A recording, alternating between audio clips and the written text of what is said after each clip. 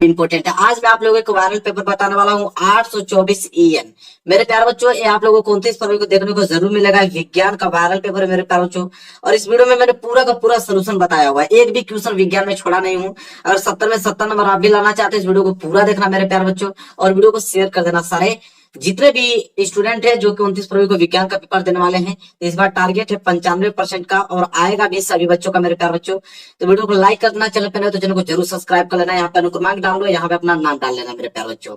और इस पेपर को हल करने के लिए आपके पास समय देखिए लिखा है 3 घंटे 15 मिनट का समय दिया है इस पेपर को हल करने के लिए, और सामान्य कुछ निर्देश दिया गया जो कि पढ़ना बहुत ही ज्यादा जरूरी है। पहला पॉइंट बोला कि प्रारंभ के 15 मिनट परीक्षार्थियों को प्रश्न पत्र पढ़ने के लिए निर्धारित है। मतलब कि 15 मिनट में इस पेपर को पढ़ोगे और 3 घंटे में इस पेपर को आपको सॉल्व करना है। दूसरा बोला है कि प्रश्न पत्र 2 खंडों में विभाजित है, एक तो खंड अ में, दूसरा खंड ब में विभाजित। मतलब यह पेपर 2 खंडों में आएगा। इसके बाद तीसरा है कि खंड अ तथा खंड ब में 3 उपखंड है, उपखंड क ख ग में विभाजित है। मतलब कि खंड अ भी 3 उपखंड में होगा और खंड ब भी 3 उपखंड में होगा। इसलिए 3 उपखंड में होगा क्योंकि फिजिक्स के, केमिस्ट्री के और बायोलॉजी के तीनों के प्रश्न आते हैं, फिजिक्स केमिस्ट्री बायो के, इसलिए 3 उपखंड होगा। चौथा है कि प्रश्न पत्र के खंड अ में बहुविकल्पीय प्रश्न है, जिसमें सही विकल्प का चुनाव कर OMR शीट पर नीले अथवा काले बॉल पॉइंट पेन से सही विकल्प वाले गोले को पूर्ण रूप से भरें। खंड अ में बहुविकल्पीय प्रश्न है। कितने बहुविकल्पीय प्रश्न मेरे प्यारे बच्चों? 20 बहुविकल्पीय प्रश्न है फिजिक्स केमिस्ट्री बायो के मिला के, और उनका उत्तर आपको OMR शीट पे देना होगा। काले पेन से रंग सकते हो या नीले पेन से रंग सकते हो, दोनों पेन का इस्तेमाल आप कर सकते हो, कोई दिक्कत नहीं है। पांचवा है कि खंड अ में बहुविकल्पीय प्रश्न है तो प्रत्येक प्रश्न के लिए 1 अंक निर्धारित है। मतलब बहुविकल्पीय प्रश्न जो है ना, एक प्रश्न 1 नंबर का है। अगर ओवरऑल अगर हम बात करें आपसे तो 20 ऑब्जेक्टिव क्वेश्चन 20 नंबर का पूछा जाएगा आपसे। इसके बाद देखिए अगला, खंड ब में वर्णनात्मक प्रश्न है। कितने नंबर के? 50 नंबर के वर्णनात्मक प्रश्न है खंड ब में। इसके बाद है प्रत्येक प्रश्न के सम्मुख उनके निर्धारित अंक दिए गए। हर एक प्रश्न के आगे बताया गया कि प्रश्न कितने नंबर का है। मतलब हर एक प्रश्न के आगे लिखा होगा कि प्रश्न 1 नंबर का है, कि 2 नंबर का है, कि 4 नंबर का है, कि 6 नंबर का है। इसके बाद मेरे प्यारों जो अगला निर्देश है, खंड ब के प्रत्येक उपखंड के सभी प्रश्न एक साथ करना आवश्यक है। प्रत्येक उपखंड नए पृष्ठ से प्रारंभ किया जाए। कहने का मतलब है कि खंड ब में जो खंड दिया है क ख ग, तो अगर मान लीजिए कि उपखंड क आप कर लेते हो और ख स्टार्ट करने वाले हो तो उसको नए पृष्ठ से प्रारंभ कीजिएगा, और उपखंड ग करने वाले हो तो उसको भी नए पृष्ठ से आरंभ कीजिएगा। ये कहने का मतलब है। लास्ट है इसमें कि सभी प्रश्न अनिवार्य, जितने भी प्रश्न है सबको करना है। पेपर स्टार्ट होता है यहाँ से आप लोगों का। देखो सबसे पहले आएगा खंड अ, और खंड अ में मैंने बोला था बहुविकल्पीय प्रश्न रहेंगे, और उसमें भी आपका पहले आएगा उपखंड क। मैंने बोला था 3 उपखंड आएंगे, क एक ख एक ग। तो उपखंड क जो है इसमें आपके फिजिक्स के क्वेश्चन है, और देखो बोला है कि 20 प्रश्न रहेंगे और 20 नंबर के रहेंगे। ठीक है, देखो पहला प्रश्न क्या बोला हुआ है इसमें, देखो ध्यान से पढ़ो। पहला प्रश्न है कि यदि आपतन कोण आई तथा अपवर्तन कोण आर हो तब अपवर्तित किरण विचलित होगी, कब होगी? अगर आपतन कोण को आई से डिनोट किया जाए और अपवर्तन कोण को आर से डिनोट किया जाए, तब अपवर्तित किरण कब विचलित होगी? ठीक है, option A I minus R, option B I plus R, option C I into R, option D sine I into sine R. तो मेरे प्यारे बच्चों ये होगा ऑप्शन ए। आपतन कोण में से अपवर्तन कोण जब हम घटा देंगे तो कितना विचलित हुआ है वो आपको मालूम चल जाएगा। ठीक है, चलिए दूसरा प्रश्न देखो क्या है कि ताप बढ़ाने पर किसी चालक का वैद्युत प्रतिरोध, देखो कब जब भी ताप बढ़ाओगे तो किसी भी चालक का वैद्युत प्रतिरोध क्या होता है? बढ़ता है।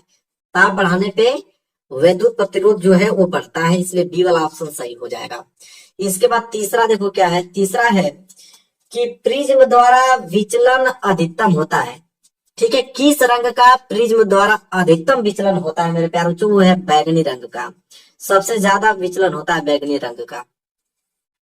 इसके बाद चौथा प्रश्न है, एक अवतल दर्पण की वक्रता त्रिज्या 20 सेंटीमीटर। ठीक है, वक्रता त्रिज्या 20 सेंटीमीटर दिया है। दर्पण कौन सा? अवतल दर्पण। तो वक्रता त्रिज्या को आर से डिनोट करते हैं, तो आर बराबर 20 सेंटीमीटर, लेकिन अवतल दर्पण है तो माइनस में होगा। इसकी फोकस दूरी बताइए, एफ बराबर, तो फार्मूला क्या होता है? एफ बराबर आर बटे के 2, ये फार्मूला होता है। तो आर का वैल्यू है -20 और बटे में यहाँ पे हो जाएगा आपका 2। जब इसे काटोगे तो एफ बराबर आ जाएगा आपका 10 सेंटीमीटर। ऑप्शन बी वाला जो है बिल्कुल राइट आंसर हो जाएगा। माइनस के 10 सेंटीमीटर। चलिए आगे अगर हम बात करें तो प्रश्न नंबर 5वां, और प्रश्न नंबर 5वां है, एक प्रोटॉन पर विद्युत आवेश की मात्रा होती है। ये बात तो सबको मालूम होना चाहिए कि एक प्रोटॉन पर विद्युत आवेश की मात्रा 1.6 गुणे 10 पे पावर माइनस 19 कूलाम होता है। ये वेरी इंपॉर्टेंट है। एक प्रोटॉन पर विद्युत आवेश की मात्रा 1.6 गुणे 10 पे पावर माइनस 19 कूलाम। चलिए आगे अगर हम बात करते हैं, अगला प्रश्न देखो, प्रश्न नंबर 6 क्या है कि किसी तार की लंबाई उसकी प्रारंभिक लंबाई की 3 गुना करने पर उसका प्रतिरोध हो जाएगा। तो अगर 3 गुना, उसकी प्रारंभिक लंबाई की अगर 3 गुना कर दें तो उसका प्रतिरोध कितना होगा? तो 3 गुना ही होगा। कितना गुना होगा? 3 गुना ही होगा। बी वाला ऑप्शन सही हो जाएगा। इसके बाद देखो 7वां क्या है कि स्वस्थ आंख के लिए दूरस्थ बिंदु। अगर आपका आंख स्वस्थ है तो आप कितना दूर तक देख सकते हो? तो अनंत दूरी तक देख सकते हैं, क्योंकि हम लोगों का देखो आंख स्वस्थ है तो हम लोग चंद्रमा को देख लेते हैं, सूर्य को भी देख लेते हैं। ठीक है। इसके बाद देखो उपखंड ख, और उपखंड ख में केमिस्ट्री के क्वेश्चन रहेंगे और प्रश्न नंबर 8वां से स्टार्ट होगा। कह रहा है कि एंटीमनी है, इनमें से बताना एंटीमनी कौन है? धातु? नहीं, धातु तो एंटीमनी नहीं होता है। अधातु है क्या? बिल्कुल नहीं, अधातु भी नहीं है। तीसरा ऑप्शन है आपका उपधातु, बिल्कुल एंटीमनी उपधातु कहलाता है, इसलिए सी वाला ऑप्शन क्या हो जाएगा? राइट आंसर हो जाएगा। 9 प्रश्न देखो क्या है। 9 प्रश्न मेरे प्यारे बच्चों है कि लेड नाइट्रेट का रासायनिक सूत्र क्या होता है? देखो लेड नाइट्रेट का जो रासायनिक सूत्र होता है मेरे प्यारे बच्चों, PbNO3 होल ट्वाइस होता है, मतलब बी वाला ऑप्शन, PbNO3 होल ट्वाइस। बी वाला ऑप्शन सही हो जाएगा, लेड नाइट्रेट का रासायनिक सूत्र। 10वां प्रश्न देखो क्या है, निम्नलिखित में से असंतृप्त हाइड्रोकार्बन है, इसमें से असंतृप्त हाइड्रोकार्बन कौन है? बी वाला C2H4, जिसका रेशियो 1:2 का बने, समझ लेना कि असंतृप्त हाइड्रोकार्बन है। देखो आगे बात कर लेते हैं 11वां, प्रोपेनल में क्रियात्मक समूह है। देखो प्रोपेनल में जो क्रियात्मक समूह है मेरे प्यारे बच्चों, वो इन 4 ऑप्शन में से कौन है? वो है CHO, सिंगल बॉन्ड CHO।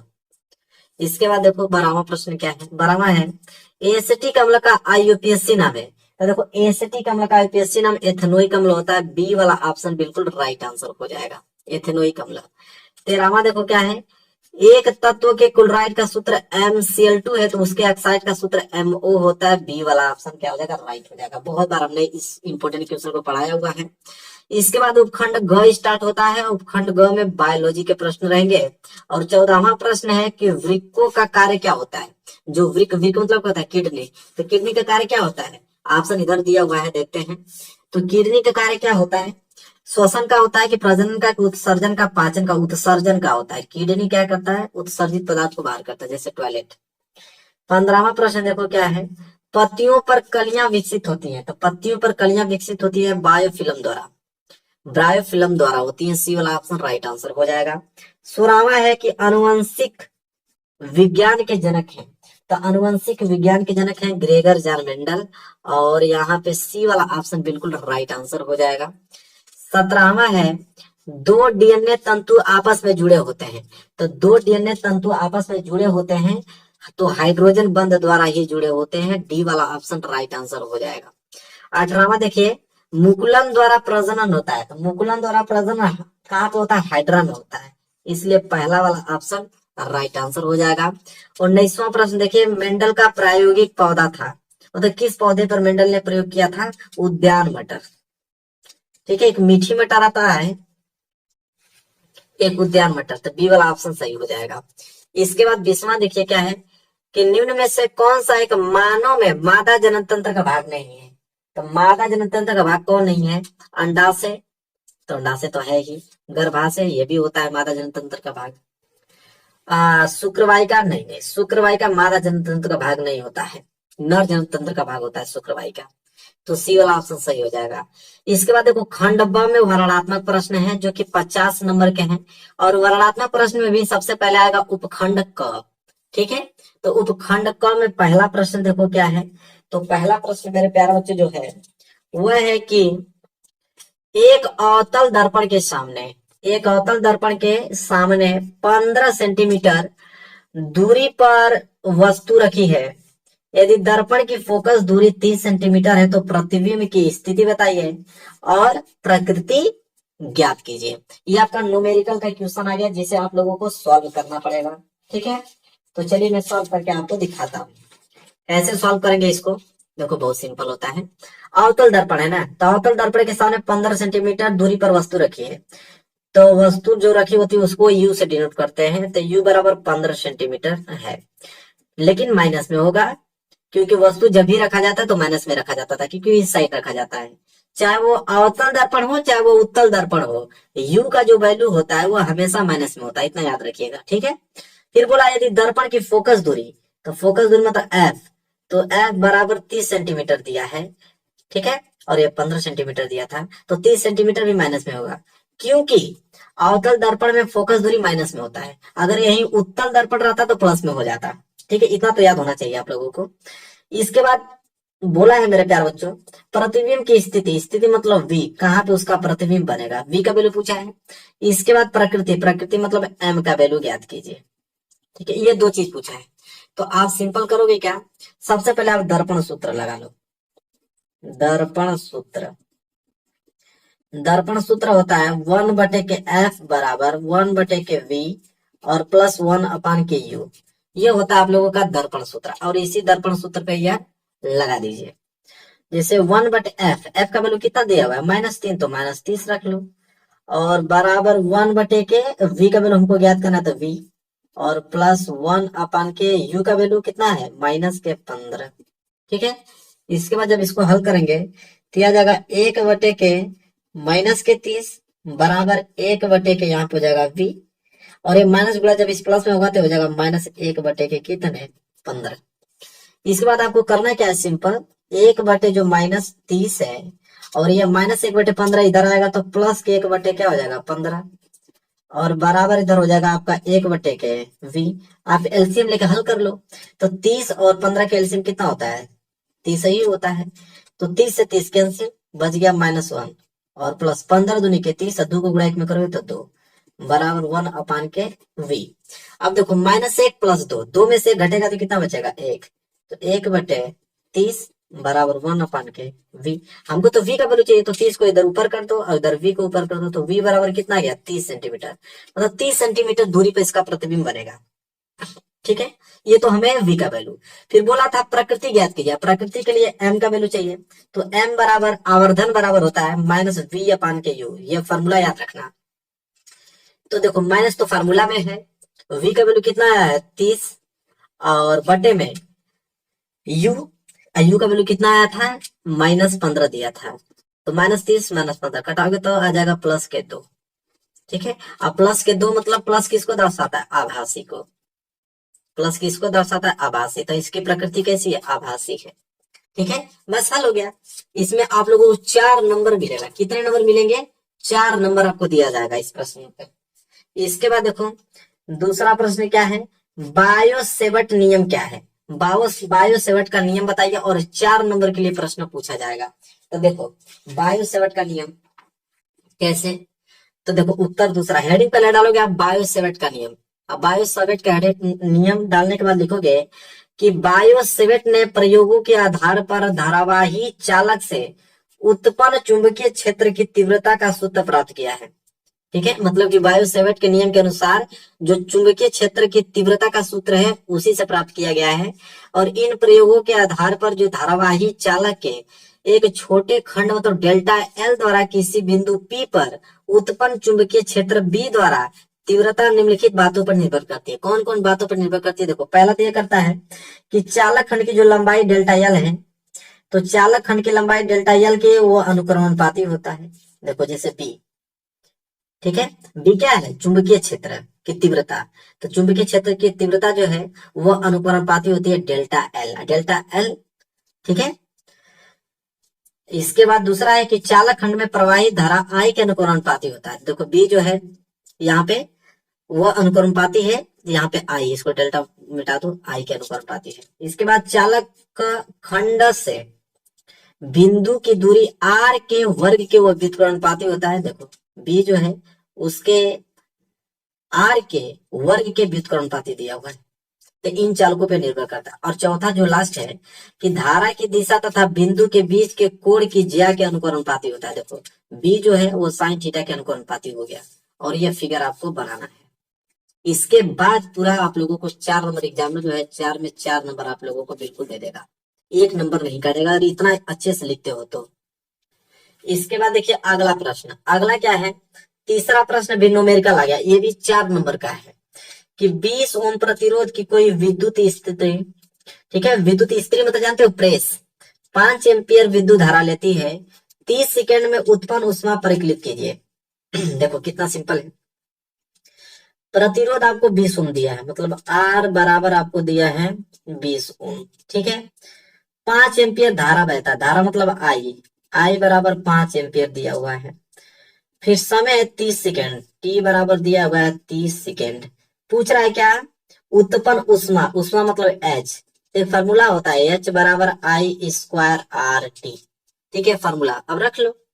तो एच बराबर आई मतलब 5, 5 के स्क्वायर करोगे तो 25, गुणे आर का वैल्यू कितना है 20, और टी का वैल्यू कितना है 30।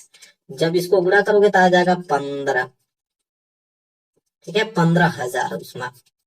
तो इसको गुणा करोगे तो 15,000 ऊष्मा आ जाएगा। बस इतना छोटा है, 4 नंबर आपको मिल जाएगा, भूलना मत, इसको जरूर लगा के आना एग्जाम में। इसके बाद चौथा है, 3 प्रतिरोध R1 R2 R3 परस्पर समांतर क्रम में जुड़े हैं। किस क्रम में, समांतर क्रम में अगर 3 प्रतिरोधों को जोड़ा गया है तो इसके तुल्य प्रतिरोध के लिए हमें सूत्र स्थापित कीजिए। 6 नंबर का प्रश्न है।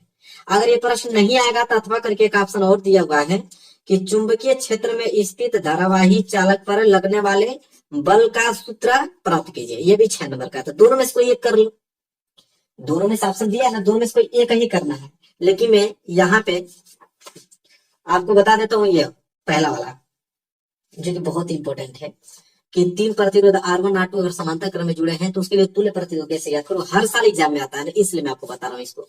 देखो प्रतिरोध का समांतर क्रम संयोजन कैसे लिखोगे एग्जाम में, देखो उसी तरह लिखना जिस प्रकार बता, तभी 6 नंबर मिलेगा आप लोगों को। सबसे पहले लिखना वह संयोजन जिसमें सभी प्रतिरोधों के पहले सिरे को बिंदु X से जोड़ देते हैं तथा सभी प्रतिरोधों के दूसरे सिरे बिंदु Y से जोड़ देते हैं। देखो X से जोड़ दिया है और Y से। देखो 3 प्रतिरोध है R1 R2 3, तीनों के पहले पहले सिरों को X से जोड़ दिया है, उनके अंतिम सिरों को Y से जोड़ दिया, वही लिखा हूं मैं, Y से जोड़ देते हैं।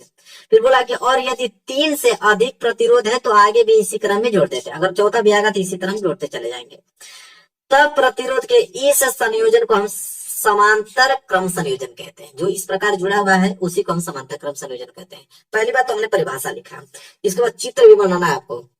ये R1 R2 R3 ये आपका विभवांतर है। इसके बाद चित्र बन जाएगा तो नीचे लिख लेना प्रतिरोध का समांतर क्रम संयोजन है।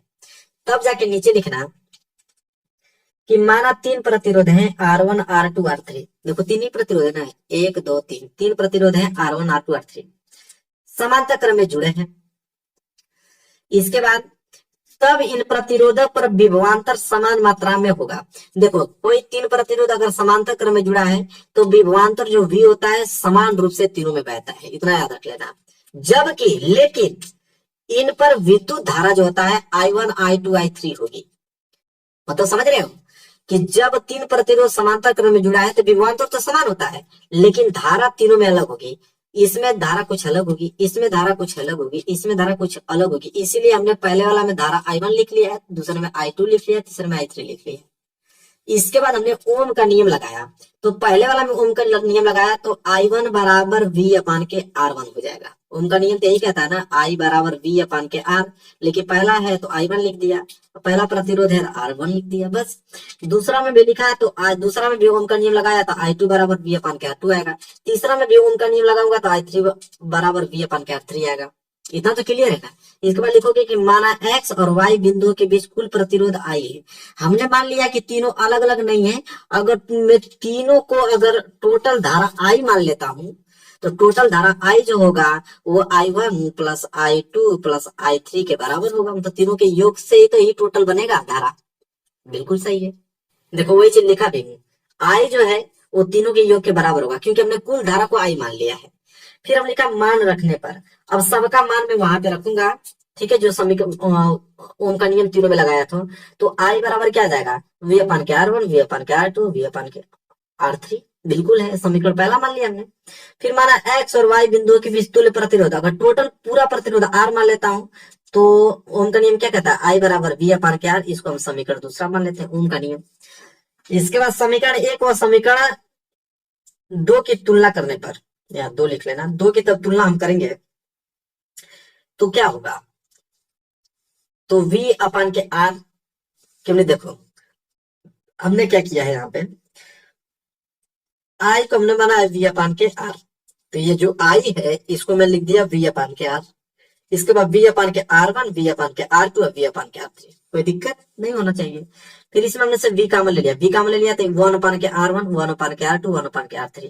फिर देखो वी से भी हमने कटा दिया तो एक बच गया, एक अपान के आर वन, एक अपान के आर वन प्लस एक अपान के आर टू, एक प्लस आर थ्री। यही आपका समांतर क्रम संयोजन का तुल्य प्रतिरोध का फॉर्मूला उत्पन्न हो गया। यही फॉर्मूला आपको बताना था, 6 नंबर, पूरे 6 में 6 नंबर आपको दिया जाएगा, एक भी नंबर काटा नहीं जाएगा अगर इस प्रकार डेरिवेशन करते हो तो। ठीक है, चलिए आगे बात कर लेते हैं।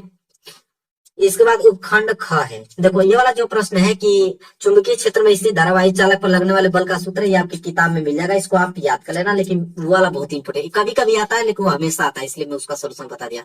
और इसका सोल्यूशन तो मैं बता नहीं सकता भाई, कि सबको मालूम है कि निम्नलिखित अभिक्रियाओं में से प्रत्येक के लिए संतुलित रासायनिक समीकरण लिखे। अरे sodium sulphate, barium chloride, barium sulphate, यहाँ पे क्या भरा जाएगा। ये तीनों जो क्वेश्चन आपको दिखाई दे रहे हैं पहले ही चैप्टर जाके देख लेना, पहले ही चैप्टर रासायनिक अभिक्रिया तथा समीकरण चैप्टर से लिया गया है। 3 है, एक पीछे भी दिया है, मैं उसको दिखा देता हूँ, इसको पहले नोट कर लो। ये क्या है कि आयरन और कॉपर सल्फेट मिलेगा तो यहाँ क्या बनेगा, और कॉपर बनेगा। ठीक है, ये चारों जो है आपको रासायनिक अभिक्रिया तथा समीकरण पहले चैप्टर से क्वेश्चन बैंक में भी मिल जाएगा।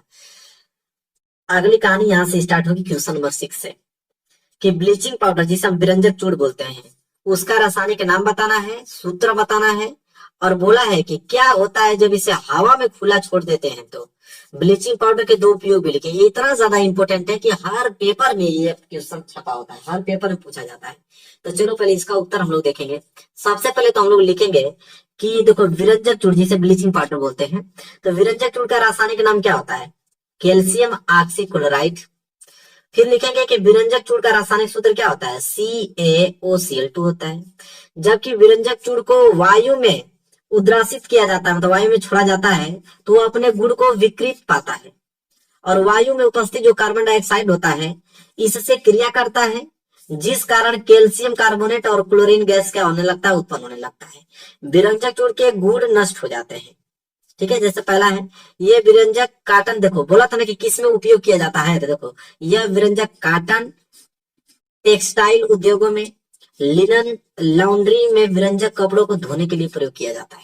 जितना प्रश्न में बोला था हमने सब कुछ बताया है, तब जाके हमें मिलेगा भैया 4 नंबर। ठीक है, समझ रहे हो। इसके बाद यहां से स्टार्ट होगा 7वां प्रश्न, कि अयस्क के सांद्रण से आप क्या समझते हैं, और अयस्क के सांद्रण की मुख्य विधियां का वर्णन कीजिए। देखो इसमें भी 2 चीज दिया, अगर वो नहीं आएगा तो अथवा करके एक ऑप्शन और दिया है कि रासायनिक अभिक्रिया किसे कहते हैं और कितने प्रकार की होती है, प्रत्येक को उदाहरण सहित समझाइए। देखो ये दोनों प्रश्न इतना ज्यादा इंपॉर्टेंट है ना कि दोनों एग्जाम में आते हैं, ये दोनों प्रश्न एग्जाम में आते हैं, इसलिए मैं दोनों का उत्तर बताऊंगा, छोड़ूंगा नहीं भाई। 6-6 नंबर का है ना, दोनों में एक भी छोड़ूंगा नहीं, दोनों बताऊंगा। देखो सबसे पहले 7वां लिखो। 7वां मेरे प्यारे बच्चों है कि अयस्क सांद्रण की सामान्य विधियां, हेडिंग डालोगे अयस्क सांद्रण की सामान्य विधियां। फिर लिखोगे अयस्क या खनिज पृथ्वी से निकाले जाते हैं, जिनके साथ अनेक प्रकार के व्यर्थ पदार्थ होते हैं, जिन्हें हम क्या बोलते हैं, गैंग कहते हैं। निष्कर्षण की प्रक्रिया से पहले उन्हें हटाना आवश्यक होता है। इस प्रकार गैंग को साथ हटाने से अयस्क में जो धातु की मात्रा होती है वो अधिक हो जाती है, जिसे हम लोग क्या बोलते हैं, सांद्रण कहते हैं। और एक विधि भी हमसे पूछा था, तो चलो एक विधि हम बता देते हैं, फेन फ्लावन विधि। फेन फ्लावन विधि, इसको नोट कर लो और लिखो कि इस विधि में बारीक पीसे हुए अयस्क को, जो बारीक पीसे हुए अयस्क होते हैं बिल्कुल महीन, उन्हें हम क्या करते हैं, जल एवं किसी उपयुक्त तेल के साथ बड़े टैंक में मिलाते हैं, और खनिज कण पहले ही तेल से भीग जाते हैं, जबकि गैंग के कण पानी से भीग जाते हैं। अब इस मिश्रण में से बुलबुलों के रूप में वायु प्रवाहित की जाती है, जिससे खनिज कण युक्त तेल के झाग या फेन बन जाते हैं, जो जल की सतह पर तैरने लगती है, जिन्हें बड़ी सरलता से जल के ऊपर से निकाला जा सकता है। तांबा, सीसा तथा जिंक के सल्फाइड का सांद्रण करने के लिए इस विधि का हम क्या करते हैं, उपयोग करते हैं। देखो ये 7वां था, बहुत इंपॉर्टेंट प्रश्न है, मैं बता रहा हूं ना कि हर साल आता है। और अथवा करके दिया है कि रासायनिक अभिक्रिया किसे कहते हैं, कितने प्रकार की होती है, प्रत्येक को उदाहरण द्वारा समझाइए। इसको तो छोड़ूंगा नहीं भाई, इससे तो प्रश्न भर भर के आते हैं। तो अथवा करके देखो, रासायनिक अभिक्रिया किसे बोलते हैं। देखो रासायनिक अभिक्रिया जब एक या एक से अधिक पदार्थ परस्पर अभिक्रिया कर कर नए पदार्थ बनाते हैं तो ऐसी अभिक्रिया को रासायनिक अभिक्रिया कहते हैं। ये तो मालूम है ना, दो या दो से अधिक पदार्थ जब आपस में अभिक्रिया करके एक नए प्रोडक्ट बनाते हैं तो उसे हम रासायनिक अभिक्रिया कहते हैं, सबको मालूम है। जैसे उदाहरण के तौर पे भी हमने एक बता दिया है, जैसे मैग्नीशियम जब हाइड्रोक्लोरिक अम्ल से क्रिया करता है तो वो क्या बनाता है, मैग्नीशियम क्लोराइड बनाता है और हाइड्रोजन गैस बनाता है। और इस अभिक्रिया को निम्नलिखित समीकरण से प्रदर्शित करते हैं। जैसे देखो, मैग्नीशियम हाइड्रोक्लोरिक अम्ल से अभिक्रिया कर रहा है तो मैग्नीशियम क्लोराइड हाइड्रोजन बना रहा है, मैग्नीशियम क्लोराइड बना रहा है और साथ ही साथ हाइड्रोजन बना रहा है, ये संतुलित किया हुआ है। ठीक है, इसके बाद हम लोग लिखेंगे कि रासायनिक अभिक्रिया के प्रकार। देखो मुख्य रूप से रासायनिक अभिक्रिया निम्नलिखित प्रकार से होती है। कितने प्रकार की होती है, देखो पहला होता है संयोजन, जिसे हम लोग संकलन अभिक्रिया भी कहते हैं।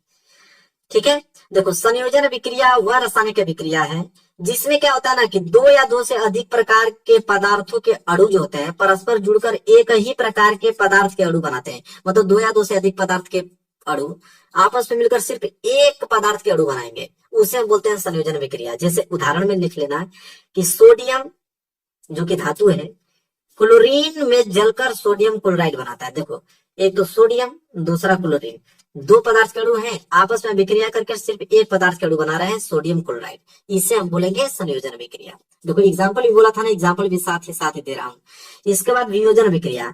वियोजन अभिक्रिया जस्ट उसका उल्टा होता है। वियोजन अभिक्रिया वह रासायनिक अभिक्रिया जिसमें कोई यौगिक अपने अवयवी तत्वों अथवा छोटे छोटे सरल यौगिकों में वियोजित हो जाता है। यह अभिक्रिया उष्मा में, प्रकाश और विद्युत द्वारा उत्पन्न होती है। वियोजन अभिक्रिया निम्नलिखित दो प्रकार की होती है। क्या बोला है, इसमें क्या होता है कि सिर्फ एक यौगिक जब उसको हम रिएक्शन कराएंगे तो दो या दो से अधिक अलग अलग यौगिकों में टूट जाएगा, उसको हम बोलते हैं वियोजन अभिक्रिया। जैसे देखो उष्मीय वियोजन जो उष्मा के द्वारा होता है, जब किसी पदार्थ के वियोजन की अभिक्रिया उष्मा देने पर होती है तो उष्मीय वियोजन कहते हैं। ठीक है, जैसे उदाहरण पे लिख लो पोटेशियम क्लोरेट का वियोजन। पोटेशियम क्लोरेट का वियोजन जो होता है वो उष्मीय वियोजन के कारण होता है, क्योंकि उसमें उष्मा देते हैं तभी होता है। जैसे पोटेशियम क्लोरेट KClO3 को जब हम गर्म करने पर, देखो गर्म मतलब उष्मा दे रहे हैं, गर्म करने पर यह पोटेशियम क्लोराइड KCl तथा ऑक्सीजन में वियोजित हो जाता है। चलो उसका रिएक्शन भी बता देता हूं। देखो पोटेशियम क्लोरेट जब इसको हम उष्मा दे रहे हैं, यहाँ पे जब हम इसको हीट कर रहे हैं, उष्मा दे रहे हैं, तो ये पोटेशियम क्लोराइड और ऑक्सीजन में टूट जा रहा है। इसको रिएक्शन को नोट कर लेना है। दूसरा होता है विद्युत वियोजन, जो कि विद्युत देने से यह अभिक्रिया होती है।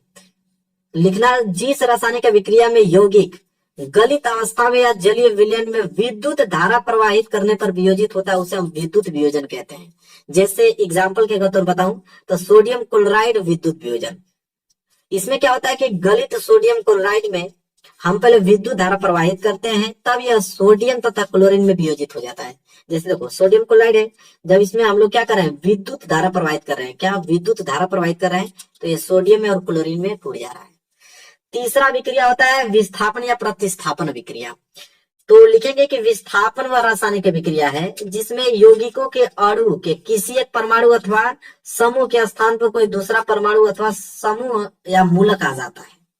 ठीक है, विस्थापन अभिक्रिया मतलब कि अधिक अभिक्रियाशील तत्व कम अभिक्रियाशील वाले तत्व को विकसित कर देता, मतलब हटा देता उसको। जैसे एग्जाम्पल में समझ में आ जाएगा। जैसे देखो लोहा जो है वो कॉपर सल्फेट विलयन में से कॉपर को विस्थापित करके स्वयं आ जाता है, जैसे फेरस सल्फेट तथा कॉपर बनाता है। जैसे देखो ये आयरन है, ये कॉपर सल्फेट, इन दोनों की जब अभिक्रिया करा रहा हूं मैं, तो ये जो आयरन होता है, पहली बात तो ये कॉपर को हटा दे रहा है क्योंकि कॉपर अधिक कम अभिक्रियाशील है ना, लोहा अधिक है, तो कॉपर को इधर अलग कर दिया और लोहा जाकर सल्फेट के साथ मिलकर फेरस सल्फेट बना दिया, बस हो गया। इसी को तो बोलते हैं विस्थापन अभिक्रिया। इसके बाद चौथा अभिक्रिया मेरे प्यारे बच्चों आ जाता है उभय प्रतिस्थापन या द्विविस्थापन अभिक्रिया। तो चलो देखते हैं उभय प्रतिस्थापन या द्विविस्थापन अभिक्रिया किसे कहते हैं। तो जिस रासायनिक अभिक्रिया में यौगिकों के आयनों अथवा घटकों के अदला बदली हो जाती है तथा नए यौगिक बनते हैं, वह उभय प्रतिस्थापन विक्रिया कहलाता है। और यह विक्रिया यौगिकों के विलयनों के मध्य होता है। मतलब आयनों का आदान प्रदान होता है इसमें। कैसे, देखो उदाहरण से न समझ में आएगा पूरा आपको, कि जब बेरियम क्लोराइड के विलयन में जब हम सोडियम सल्फेट का विलयन मिलाते हैं तो बेरियम सल्फेट वो सोडियम क्लोराइड बनाता है। देखो ये बेरियम क्लोराइड है, ये सोडियम सल्फेट, इसके आयन निकल रहे, इसके Ba+ निकल रहा है, इसका SO4- निकल रहा है। तो Ba+ SO4-, देखो अलग अलग आयन है, ये दोनों आयन आपस में जुड़ के BaSO4 बना लिया। इसका क्लोरीन माइनस, इसका सोडियम प्लस मिलकर यहाँ पे सोडियम क्लोराइड बना लिया। बस आयनों का आदान प्रदान होता है इसमें। बस हो गया कि नहीं? चलो ये प्रश्न हो गया। इसके बाद उपखंड ग स्टार्ट होता है, जो कि बायोलॉजी के प्रश्न रहेंगे। और इसमें 4 नंबर का 8वां प्रश्न है, अमाशय किसे कहते हैं, उसके 3 प्रमुख कार्य लिखे। तो सबसे पहले हम लोग अमाशय देखेंगे। तो देखो 4 नंबर का सवाल है, लिखेंगे कि अमाशय उदर गुहा में अनुप्रस्थ अवस्था में स्थित एक मशक के समान रचना है। यह आहार नाल का सबसे चौड़ा भाग है, जिसकी लंबाई कितनी होती है, लगभग 24 सेंटीमीटर और चौड़ाई 10 सेंटीमीटर होती है। अमाशय के कार्य, देखो अमाशय क्या करता है, भोजन का संग्रह, भोजन को पतला लेई जैसा बनाता है और भोजन का पाचन करता है। और उससे नीचे अच्छे से लिख लेना है कि अमाशय का मुख्य कार्य भोजन का पाचन है। अमाशय भोजन के साथ आने वाले हानिकारक जीवाणुओं को सफाया करता है। अमाशय के पाचक रस में स्थित एंजाइम भोजन में स्थित प्रोटीन के छोटे छोटे कणों में तोड़ देते हैं, जिससे प्रोटीन का पाचन आसान हो जाता है। अमाशय का पाचक रस भोजन के कणों को अम्लीय बनाकर सड़ने से क्या करता है, रोकता है। 4 नंबर पूरा मिल जाएगा आप लोगों को। 9 प्रश्न देखो क्या है कि गर्भ निरोधक की विभिन्न विधियां कौन सी हैं। गर्भ निरोधक की बहुत इंपॉर्टेंट प्रश्न है, बहुत इंपॉर्टेंट प्रश्न है। मैं उत्तर में लिखूंगा कि गर्भ निरोधक की विभिन्न विधियां हैं, मतलब बहुत सारी विधियां हैं। कौन कौन विधियां हैं मैं पूरा डिटेल में डिस्कस करूंगा, क्योंकि यह प्रश्न 4 नंबर के लिए है। देखो पहला विधि है यांत्रिक, जिसे हम लोग भौतिक अवरोध कहते हैं। दूसरा विधि है रासायनिक विधि। तीसरा है शल्य चिकित्सा विधि। चौथा है अंतरा गर्भाशय गर्भ निरोधक यंत्र, उसे ही हम लोग बोलते हैं IUD उपकरण। मतलब कितने हैं टोटल, 4। अब चारों को अलग अलग लिखना पड़ेगा। जैसे पहला हेडिंग डालोगे यांत्रिक, जिसे भौतिक अवरोध कहते हैं। इसमें क्या होता है कि नर योनि में शुक्राणुओं के प्रवेश को रोकने के लिए कंडोम निरोध का उपयोग करते हैं। और यह मदाय, डायफ्राम या ग्रीवा टोपी का प्रयोग शुक्राणुओं के गर्भाशय तथा अंडवाहिनी में प्रवेश को रोकने के लिए करती है। दूसरा है आपका रासायनिक विधि। इसमें लिखेंगे कि औरतें 2 प्रकार की गोलियों का उपयोग करती हैं। पहला मुख गोलियां, ये गोलियां जो होती हैं हार्मोन युक्त होती है, जो अंडाशय के अंडोत्सर्ग अंड डिंब के मोचन को रोकती है। उधारमाला, जैसे उधारमाला डी होता है, सहेली, ये सब गोलियां आती है। और दूसरा क्या होता है कि यूनी गोलियां, इन गोलियों में रसायन होते हैं जो शुक्राणुओं को क्या करते हैं, मार देते हैं। तीसरा शल्य चिकित्सा विधि वेस्टोटॉमी, जिसे पुरुष नसबंदी कहते हैं। शुक्रवाहिकों के एक छोटे से भाग को शल्य चिकित्सा द्वारा अलग कर देना वेक्टोटॉमी कहलाता है।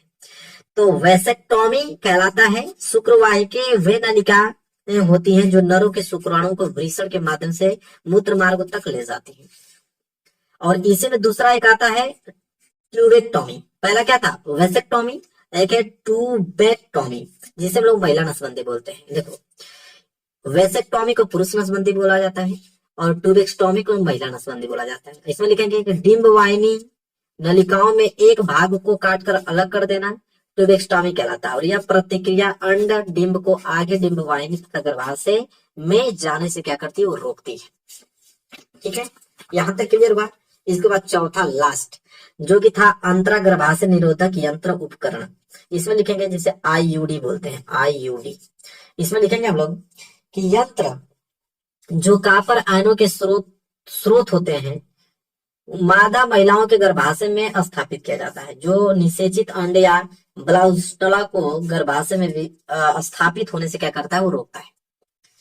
तो पूरा का पूरा हमने चारों बता दिया। इसके बाद मेरे प्यारों से 10वां है कि स्वपरागण के लिए आवश्यक अनुकूल तथा उनके लाभ हानियां लिखे। स्वपरागण के लिए, देखो स्वपरागण के लिए आवश्यक अनुकूल तथा उनके लाभ को हानियां लिखे। लाभ भी लिखना है, हानि भी लिखना है स्वपरागण के।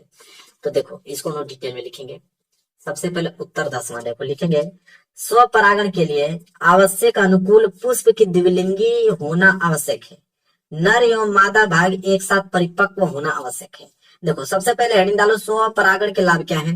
तो स्वपरागण के निम्नलिखित लाभ है, कौन कौन से। तो पहला, पुष्पों में स्वपरागण एक आसान तथा निश्चित घटी प्रक्रिया है, जिसके कारण पौधों का वंश चलता रहता है। और दूसरा है कि इनको परागण क्रिया के लिए दूसरे पुष्पों पर निर्भर नहीं रहना पड़ता है। और तीसरा लाभ है कि स्वपरागित पुष्पों को रंग, सुगंध, मधु उत्पन्न करने की आवश्यकता नहीं पड़ती, जिससे पौधों की कम से कम ऊर्जा उपयोग होती है। और चौथा है कि स्वपरागण में परागण के लिए कम परागकणों की आवश्यकता होती है, जिससे परागकण व्यर्थ नष्ट नहीं होते हैं। पांचवा है कि स्वपरागित बीज शुद्ध नस्ल वाले समयुग्मी संतति होते हैं, अर्थात इनके पैतृक गुण यही रहते हैं। 5 लाभ होने बताए, पहले इसको नोट कर लो और धीरे से इसको याद कर लेना। इसके बाद हानियां, स्वपरागण से हानियां, स्वपरागण से निम्नलिखित हानियां कौन कौन। पहला, स्वपरागण से उत्पन्न बीज उत्तम श्रेणी के नहीं होते हैं, प्रतिरोधक। दूसरा, स्वपरागण से उत्पन्न पौधों में समय के साथ रोगों के प्रति क्षमता क्या हो जाती है, कम हो जाती है। और तीसरा है कि स्वपरागण से उत्पन्न बीजों से बने पौधे जो हो जाते हैं कमजोर हो जाते हैं। चौथा है कि स्वपरागण से उत्पन्न बीज संख्या में कम, भार में हल्के तथा छोटे होते हैं। और पांचवा, ऐसे बीज शीघ्र नहीं पकते हैं। और छठा है कि स्वपरागण द्वारा नई जातियों की उत्पत्ति नहीं हो सकती। ठीक है, चलिए इसके बाद देखो 11वां लास्ट प्रश्न है कि मुख से लेकर अमाशय तक होने वाली पाचन क्रिया को प्रभावित करने वाले एंजाइम का उल्लेख लिखे। किताब में मिल जाएगा, अब बहुत बड़ा दिया हुआ है, उसको शॉर्ट फॉर्म में कन्वर्ट कर लेना, या मैं शॉर्ट फॉर्म में आपको बता दूंगा। इसके बाद अथवा है कि यकृत के कार्यों का उल्लेख कीजिए। ये वाला बता देता हूँ कि यकृत के कार्य क्या है। 6 नंबर के लिए भाई तो पॉइंट लिखना पड़ेगा। तो देखो यकृत के कार्य, पहले हेडिंग डालोगे और लिखोगे पहला, यकृत, जो यकृत है रक्त का थक्का बनाने में मदद करता है, और साथ ही वो क्या करता है, फाइब्रोजिन नामक प्रोटीन का भी वो क्या कर देता है, निर्माण करता है। दूसरा है कि यकृत हमारे शरीर के तापमान को भी नियंत्रित रख लेता है। और यकृत का कार्य है कि यकृत आरसीबी को नष्ट करने से हमारी मदद करता है। और यकृत रक्त शर्करा को नियंत्रित रखता है। इसके अलावा यकृत हमारे शरीर में विषाक्त पदार्थों को बाहर निकालता है। यकृत का सबसे महत्वपूर्ण कार्य ग्लूकोज को ऊर्जा में बदलना होता है। यकृत अमाशयिक रस के हम लोगों को प्रभावहीन करने के लिए बनाता है और भोजन को क्या करता है, क्षारीय बनाता है। यकृत द्वारा निर्मित पीत रस वसा का पायसीकरण करता है, और यकृत शरीर के संचरण एवं एक रुधिर संचालित करता है। यकृत शरीर का भंडार गृह कहलाता है। जब पाचन के बाद रुधिर में आवश्यकता से अधिक ग्लूकोज पहुंचता है, तो यह यकृत जो है कोशिकाओं में ग्लाइकोजन के रूप में उसको क्या कर लेता है, संग्रहित हो जाता है। यकृत अमोनिया को यूरिया में बदलता है। विषैले पदार्थों को यकृत कोशिकाएं निष्क्रिय बनाकर शरीर की रक्षा करता है। और हमारे शरीर में लाल रुधिर कणिकाओं एवं प्रोटीन का निर्माण यकृत में होता है। पूरा का पूरा हमने टिक दिया यकृत का कार्य बहुत अच्छे से। अभी यह पेपर पूरा का पूरा संपूर्ण रूप से मेरे प्यारे बच्चों क्या हो गया, पेपर खत्म।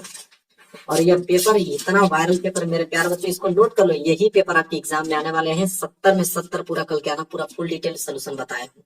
ठीक है, वीडियो को लाइक कर देना, चैनल पे तो चैनल को जरूर सब्सक्राइब कर लेना। मिलेंगे आपसे नेक्स्ट वीडियो में, तब तक के लिए धन्यवाद।